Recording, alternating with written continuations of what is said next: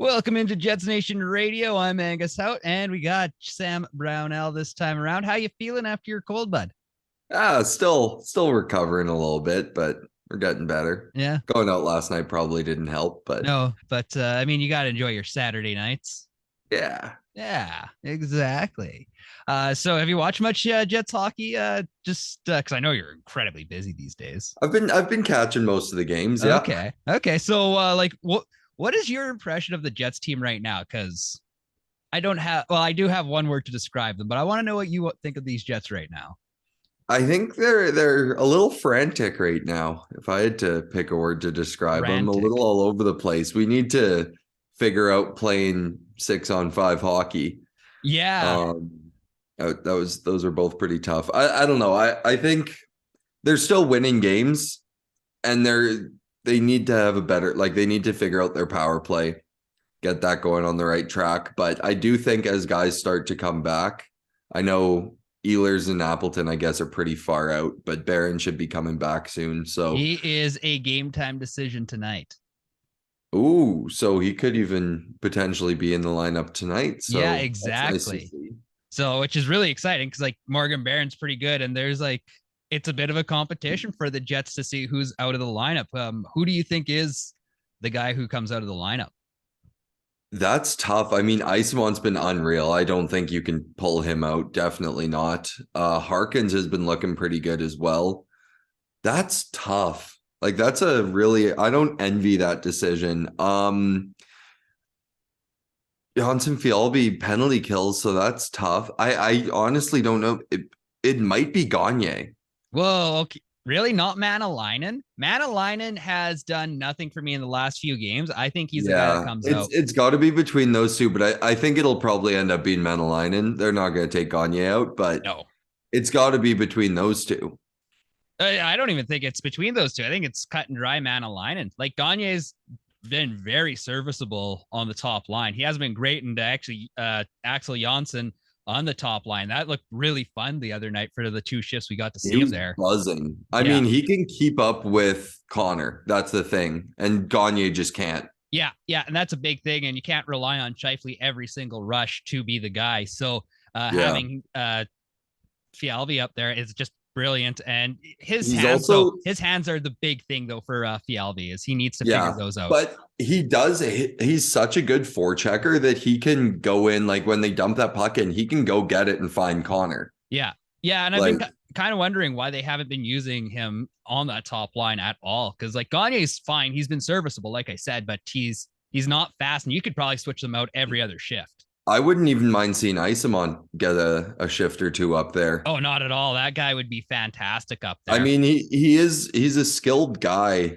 He's shown it with the Moose, and I mean, he's buzzing. He does not want to go down. That's a cool story. I didn't know he was in LA before, and basically his agent told LA, please don't give us a qualifying offer so we can become a UFA, because we want to go get a better chance somewhere else. And he's obviously getting that here. Got his first goal, got his first assist. Picking up all these points. And I mean, like it just seemed like he was just such a blue collar guy that just forced himself into the NHL. So good on him. And if he also has Crohn's. Yeah, that was also one of those crazy things I heard the other night when they were talking about him. Like the guy's worked for it. Yeah, absolutely incredible what he's doing right now. And just a great story. Really happy to see that for him. And hopefully they'll keep giving him that opportunity, because I just don't think you can take him out. I'm surprised you think you want to take out a big guy.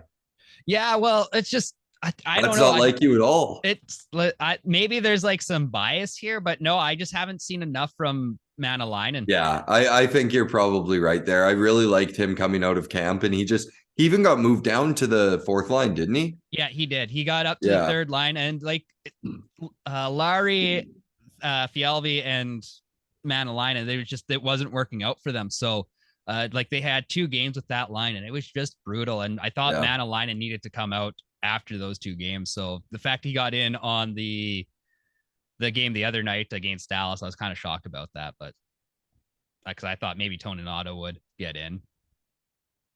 I guess if Barron's back tonight, it'll be him coming out. But if I don't think Toninato is going to come in for him. No. I'm not saying Toninado's coming in at all. Like Barron's, I was just saying like Friday night against Dallas, that's kind of when I would have expected Toninato to go in, but it is what it is. Speaking of the Dallas game, what are your thoughts of the NHL referees? That was the dumbest call or non-call I've seen since the Vegas player broke his stick across Hellebuck's mask. Oh man, I forgot about that too.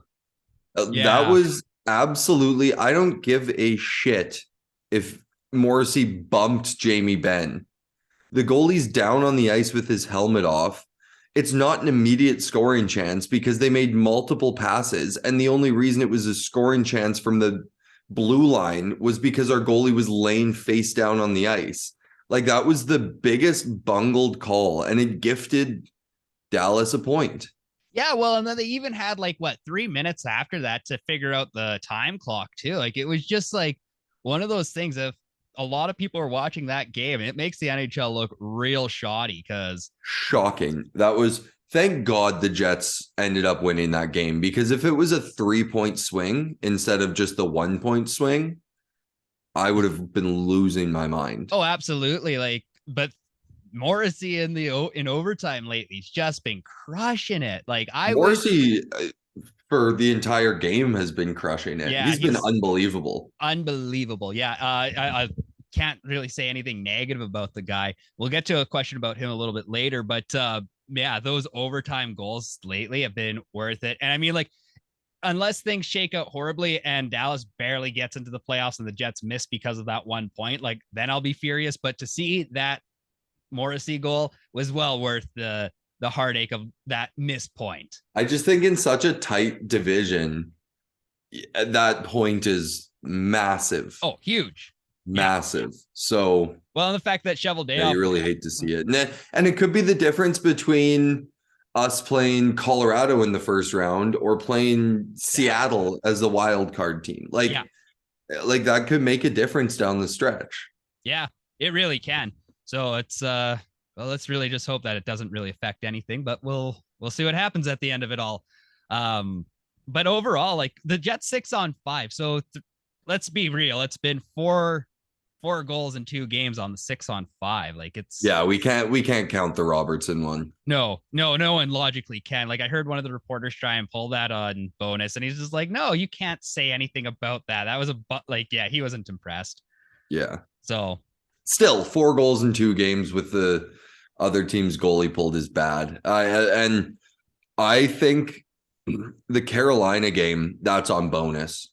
After they score the second goal, call a timeout, calm down your guys. They're running around like chickens with their heads cut off. You got to calm your guys down. Bonus even said that. He's like, yeah, I messed that one up. Yeah. He absolutely fumbled that. Yeah, which is it really sucks that he did mess that up. And I mean, it's a point to Paul Stastny's team. So maybe it was. And it's an Eastern team, so it doesn't really matter as long as the Jets still got the 2 points there. But also, why is Scheifele on the ice? Yeah. He's historically not been good defensively. Why would it not be? And he was on for 2 minutes at the end of that game. Why is it not Lowry and Fialbi and guys who can block the puck? Yeah, guys that are just going to eat blocks. Have the penalty killers out there. Mm-hmm. And Gustafson's been unreal on the penalty kill. Yeah, that guy, he should have 3 goals this season. He's been pumping out points. Yeah. You love to see Gusto doing his thing. No, that was bad coaching there. And I'm a big Bones fan, but that's on him. Yeah, but you have to respect the fact that he's calling himself out on that and being I wasn't good enough. Absolutely. Would you have ever expected that from Paul Maurice? No. So yeah, it's just, you gotta, I can't believe no one on the bench was like, hey, maybe call a timeout here. What's going on there? Where's his associate and assistant coaches there too? Yeah. Should have a little bit more knowledge, guys. You're at the elite level here. Shouldn't be making rookie mistakes that we can point out. So we're going into we've just finished up the quarter point of the season. Once we finish this game up against the Chicago Blackhawks, who has been the best Jet so far? Well, there's three. I mean, and it's super obvious, but Shifley, right. Morrissey, Hellebuck. Far and away the best. And I would probably reverse that order. Go Hellebuck has been the best, then Morrissey, then Shifley. Yeah.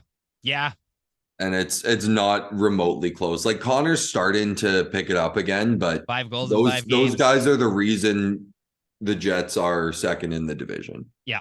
Yeah. And with Connor starting to pick it up again, like I said, 5 goals in 5 games.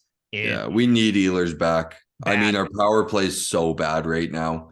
Yeah. I wouldn't mind seeing Perfetti get some time on that top power play. Yeah, He's smart with the puck. He can move it, and it's stale, and it's so easy to defend.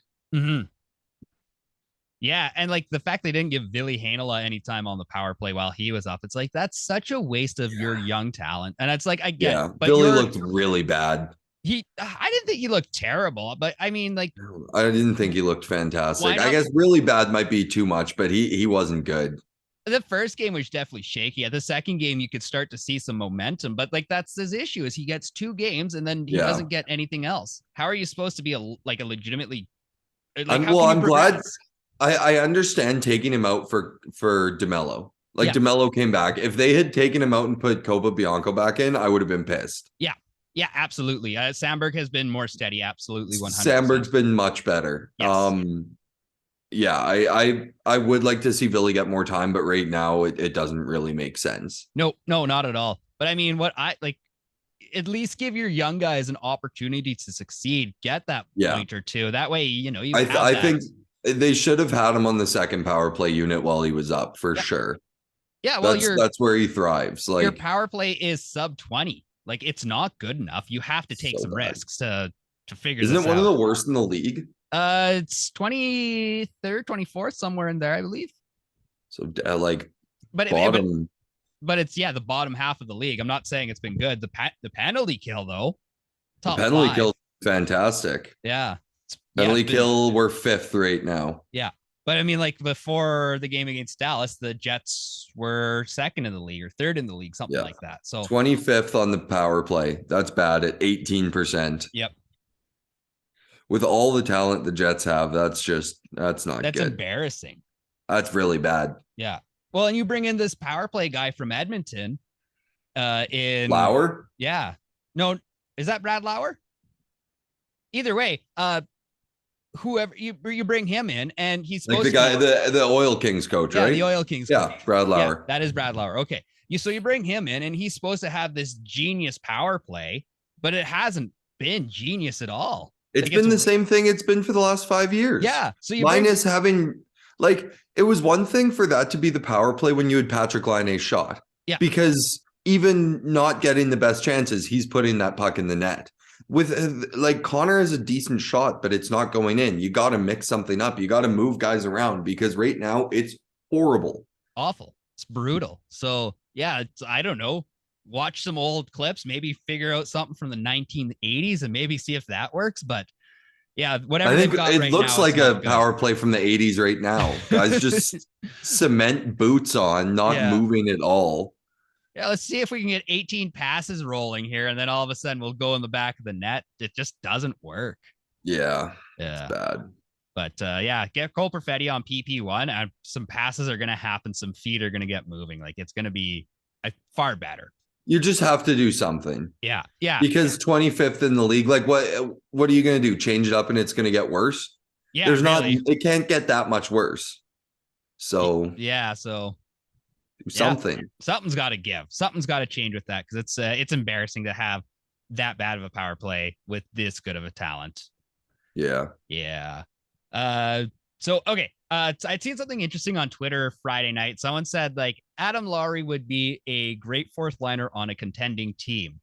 Is that true or false, Sam? It depends on how you're structuring your team. If there's 3 scoring lines, Lowry's perfect for that checking 4th line. But if you're like the Jets where you usually run 2 scoring lines, I feel like on the Jets, he's the 3rd guy. Like he's the 3rd line center. And the way they're playing it this year is a lot better where it's not like the top three lines are getting all the time, and then the fourth line gets like 5 minutes a night. So they're spreading it out more. I guess, yeah, he'd be a good fourth line center on any team. Like I think that's a no-brainer, but there are situations where he can play that third line role and shut down the other team's top lines. Yeah. Yeah. No, I just curious your thoughts on that one because I was chewing on that and I think I'm gonna write about that. I don't think I'd call him a fourth line player. No. By any means. He's But I mean, really solid defensively. He's not going to be scoring a bucket of goals, but if you can put him out there against top lines for the other teams, that frees up our top two lines to go against their worst players. Yeah. So. Yeah, no, just thought I'd get your honest opinion about that one because I was kind of mulling it over. It's like, is he really? Because I was like, he would fit in on the fourth line in like Carolina or not Carolina, Colorado or Tampa Bay really well. Yeah. But sometimes you don't need, sometimes those really fast paced teams don't always win. St. Louis Blues 2019. No. Where does Josh Morrissey finish in Norris voting this year? Well, he plays in Winnipeg, so last. R.I.P. Winnipeg. I saw their like NHL.com put out their like quarter point Norris voting. And obviously Carlson was way up there. I don't think Morrissey was on the list at all. No, he definitely wasn't in the top couple. And it's baffling. He's leading the team in points. A team that's sitting second in their division. Yeah. And he's not even in the conversation. Are you kidding me? Yeah, and just the IQ of Josh Morrissey is unprecedented. Just the little slots he finds as an offensive defenseman, unreal. And the fact and like those 2 overtime goals, just knowing to go. Yeah. Like he sees the opportunity and he just gets on his horse. Yeah, I really got to record myself when they go into overtime because just the Hobbit noises I make and just screeching at the TV on Josh Morrissey to go. Love it. Oh man, it's something else. But yeah. But realistically, like, do you is the Winnipeg biasy like that real? Like we're just behind. Well, I just think. I mean, I think so. I just think the people voting are the sports writers. Yeah, and they're all in Toronto. They're all in New York, Boston. Like it's all. There's such an East Coast bias with this stuff that I just think it's tough for. And I mean, you've seen it. Hellebuck has to be like far and away the best goalie in the league to win the Vezina. Yeah. Kyle Connor needs to have less penalty minutes than anyone else has penalties to win the Lady Byng. So it's going to be tough for him. And I don't think he shouldn't be sitting in that top spot. That's obviously Carlson. Yeah. Like he's having a hell of a season. He plays 30 minutes a night, which helps, but he's doing really well on a terrible team. I just think that Morrissey absolutely deserves to be in that conversation. Yeah, because I was looking at it and I was like, I can't think of an actual number 2 defenseman in the NHL this year besides Josh Morrissey. Like there's obviously fantastic defensemen, but no one stepped up for his team like Josh Morrissey. I mean, he's leading his team in points as a defenseman. And it's not a team sitting in the basement like the Sharks. Like the Sharks, it's almost criminal that Josh Morrissey is going to be forgotten by the rest of the league. Yeah, well, we'll see how the rest of the season shakes out. I mean, if he keeps this pace all year, he's got to be in the conversation. Yeah, if you're going a point per game as a defenseman, like you can't it would be foolish on the league to forget about him. Yeah. And the Writers Association, I will really shame them.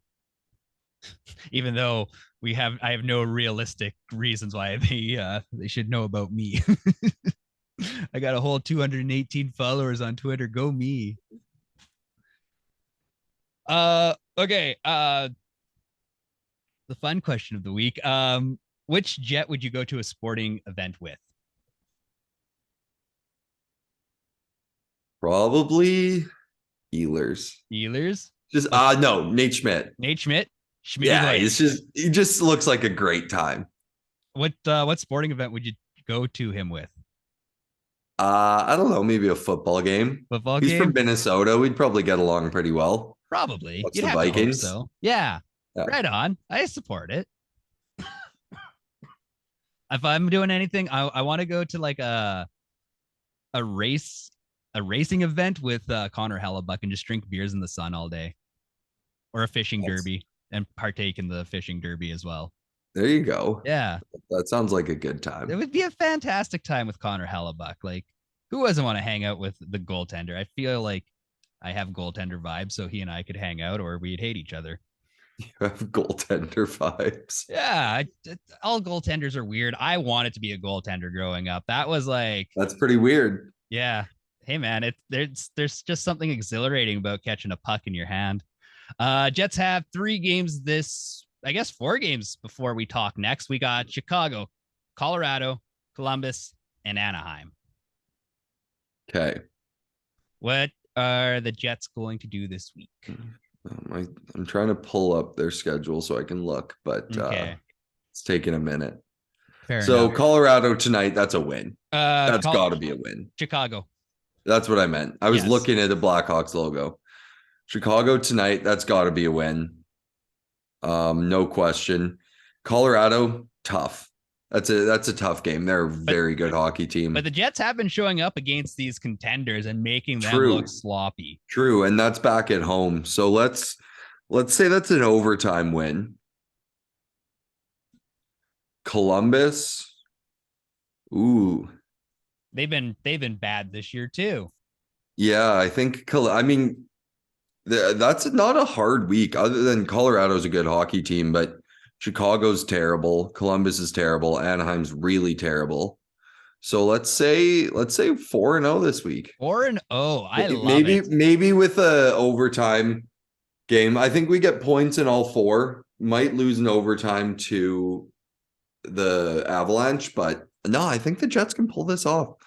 They should pull this off. And I said it last week because I had listened to a soccer manager talk about it. But basically, you just have to beat the bad teams. And it doesn't matter if you beat the teams that are ahead of you because there's not that many teams ahead of you. So there you go. If the Jets end up losing to Colorado, who cares until the playoffs? But I will say it looks real sloppy when you lose to those real bad teams. Like I said the same thing. And the Jets are pretty good at playing down to their opponent, if we're being honest. Well, and it's like that Minnesota game where it was just like the Jets looked like they had just forgotten how to play hockey. I had to stop watching that game. That was tough. That was rough. And I remember going into the third period being like, the Jets got this. They're going to do it. And then Carell, I'm going to take 3 shot attempts there. It's just heartbreaking. So yeah, the Jets, they do need to figure their stuff out just a little bit. They need to show up every game. And like I said, doesn't matter if you lose to the teams that are ahead of you because there's not that many of them. Exactly. So 4-0 with 1 overtime victory. I'll take it. I love it. Love it. All right. You have a great week there, Sam. We'll talk to you hopefully next week. And if not, well, I'll go solo again. We'll go next weekend. Okay. I love it. Have a great week there, buddy. And we'll talk to you then. Where can people find you, Angus? Shoot. That's a good call. Thank you. Come on, man. Oh. You can find me on Instagram and Twitter, Angus Hout.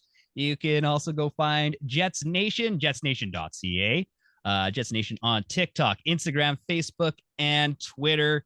It's me and Ava from Twitter running Jets Nation Twitter now. So it's a lot of mayhem. So go check it out. Love to see it. Yeah.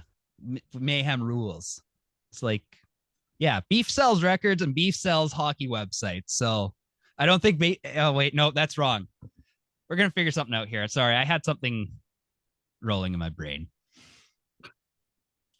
And where are we going to find you on the internet?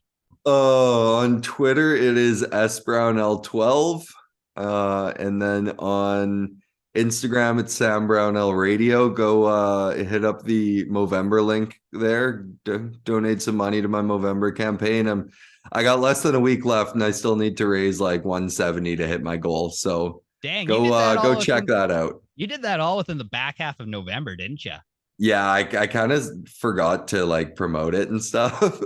So go support Sam. I'll throw the link in the bio of this podcast. So go check it out. The links in the bio for a good cause, for a great cause. So go support men's mental health and prostate cancer. I think that's what they're doing. Yeah, just men's health in general. Men's health. Support our men because it's our month this month. So yeah, I won't make any other jokes because I will get somebody will hate me and I will have to not do this podcast anymore. So have a great week, friends. Peace and grace, and we'll talk to you soon.